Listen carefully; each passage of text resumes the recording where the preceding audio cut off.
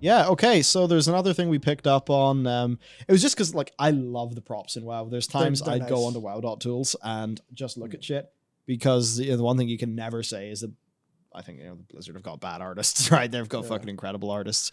And one of the things where you really see the love and the care and the attention, like, especially walking around Borealis. Yeah. Like, seriously, hide your UI, Gorgeous. put WoW on a big, like, a 60-inch TV, put a controller on it, get one of those more cinematic cameras, and just fucking walk around Borealis and see the amount of love that's put in there. Our myth is there. Eli says Bellular's last report in Ubisoft was pro anti-French racism. I said that a friend of mine joked about how stereotypes of French men are true in their experience regarding Ubisoft, which I think is a fair observation for an individual to make. And also it's certainly a stereotype that I think some people are saying does fit.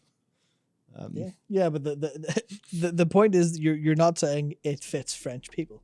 The point is the idea that people stereotypically have is fitting Ubisoft. Is fitting this small subgroup of people who just happen to work together. Yeah.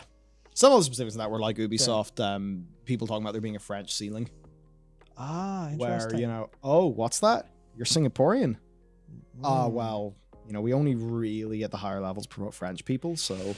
Right. And they're just generally being racism and the like happening at Ubisoft itself. Yeah. It was interesting stuff. But anyway, the WoW artists are awesome. As I said, just go look through Borealis or any of the areas with small details, and you just see how crammed with beauty the game is.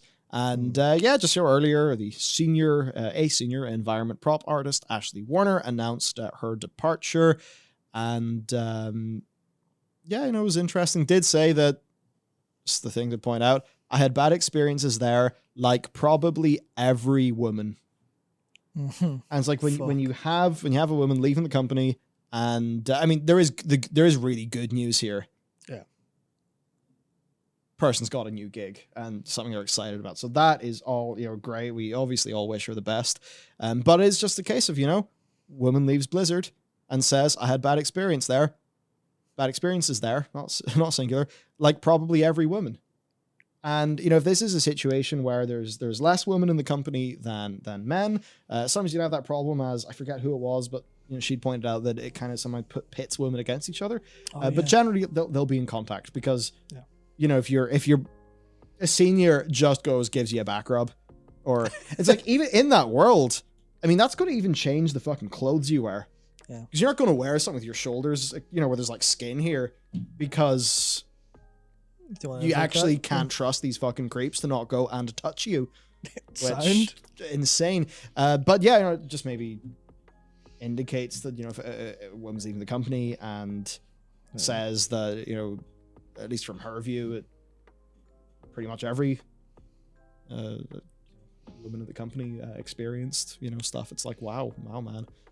But more importantly, we did just go through some of the very, very, very, very nice art. Remember that Arakoa shit? That was so cool. Wait, no, I hated Skyreach. I love Skyreach. Do I love Skyreach or hate it? I can't remember. You should love it. I think... You should love it. No, I know why I hate it. Because too many people getting blasted off the platforms and no one interrupting the fucking heal. That's why I hate it. I still think it was a fantastic... Warlord dungeons were fantastic. They were. They were great. Oh, they were so good. I felt they were a big step up over MOP, and I just remember really enjoying them, because there was a bit in the World of Draenor beta where they were way harder than they were in live. It was great. Fuck, I wish I'd... Do you Shadow Moon Burial Grounds when it's a sweaty clench? Good. That boss is great. Yeah, Shadow Moon Burial Grounds is an awesome dungeon. Yeah. So yeah, just that, like the art's so good. I just loved like the contours and the shape, and they're so well done. Then bring it into Legion. Nice. So yeah, then just we see it's all crammed full of love. You've got all the really nice prop detailing, things like that. If you're a druid, look at this lovely stuff she made. Look at this. Come on, it's so nice. So nice. Taldazar, Zandalari ships. It's just good sometimes to be like, yeah, here's a person who worked at Blizzard, and here's some of the things they've done, because I think that just helps us actually see. Oh man, it's so cool. just see what staff at the company do, because what does happen is, you know, there's so many. Oh wow, she did that. Holy shit.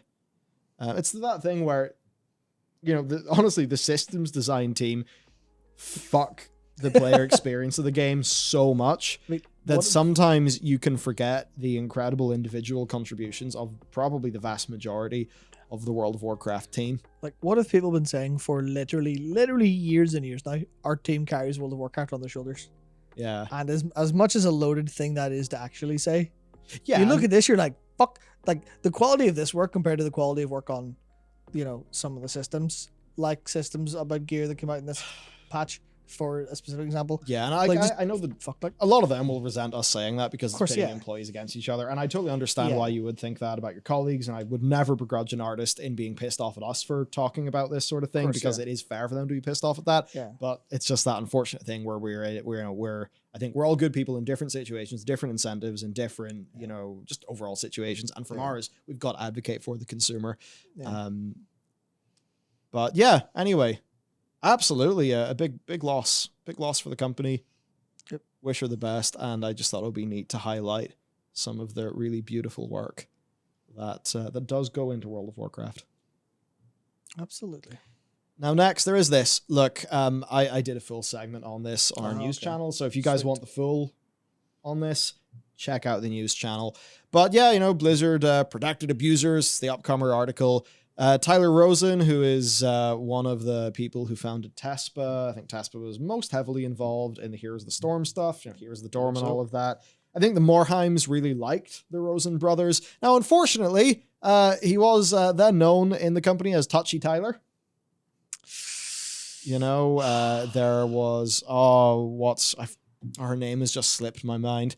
But basically when she was younger, yes, Bianca, college student, worked with Tespa. You think about it from her position, right? She's super into games, she's getting into the esports, joins an org. I mean, come on, how, you know, was it bright-eyed, bushy-tailed, wide-eyed, bushy-tailed? It's bright-eyed, bushy-tailed. I think so. You know, you're going to be in that situation, getting excited, Blizzard doing their tournament, so and then the fucking co-founder of it sexually assaults her in a hotel room. Touchy Tyler shows up and does what he's known for, like. Yeah.